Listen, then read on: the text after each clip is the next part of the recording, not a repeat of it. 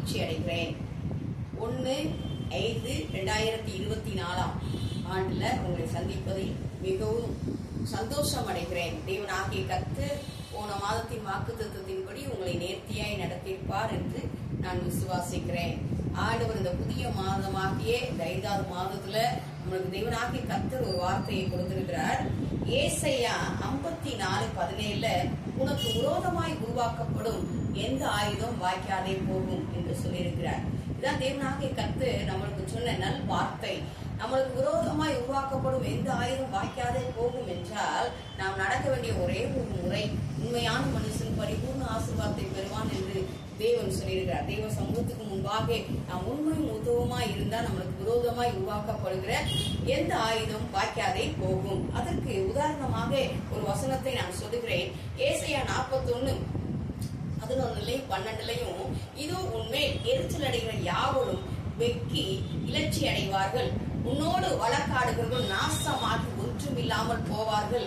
உன்னோடு போராடிகளும் தேடியும் காணாதிருப்பாய். உன்னோடு யுத்தம் பண்ணின மனுஷன் ஒன்றுமில்லாமல் கீழ்பொருளாவான் அப்படின்னு தேவன் சொல்லியிருக்கிறார். அப்ப நம்ம மேல எரிச்சல் அடைகிறவர்களா இருக்கட்டும், நம்மளோட வழக்காடுகளா இருக்கட்டும், நம்மளோட போராடுகளா இருக்கட்டும், நம்மளோட யுத்தம் பண்ணுகிற மனுஷனா இருக்கட்டும், இந்த வார்த்தையின்படி அவங்களுக்கு ஆண்டவர் கிரியை நடப்பிப்பார். தேவனாகிய கர்த்தர் நம்மளை ஆசீர்வதிப்பார்.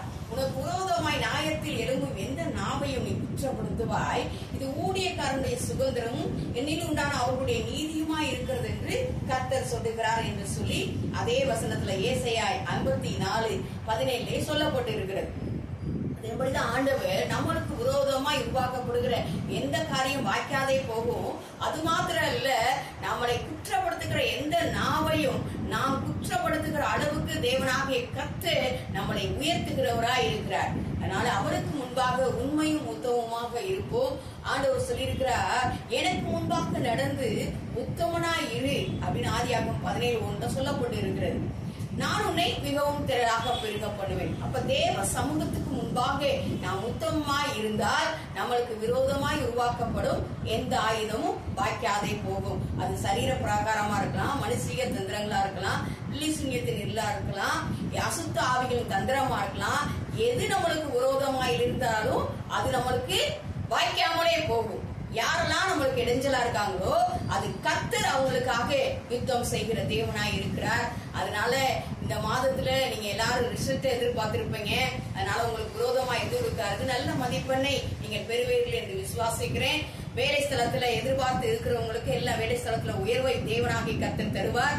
ஊழியத்தின் பாதையில அப்பா ஸ்தோத்திர ஆண்டவரே இயேசுவின் நாமத்தில் உற்சாகமாய் ஊழியம் செய்யற ஒவ்வொரு ஊழியக்காரங்களுக்கு விரோதமாய் எந்த காரியம் வாய்க்காமலை போகி ஜெயத்தை தருகு தேவனுக்கு கோடி ஸ்தோத்திரங்களை ஏறெடுக்கிறேன். இயேசு கிறிஸ்துவின் நாமத்தில் ஜெபிக்கிறேன் நல்ல பிதாவே, ஆமென். தேங்க்யூ.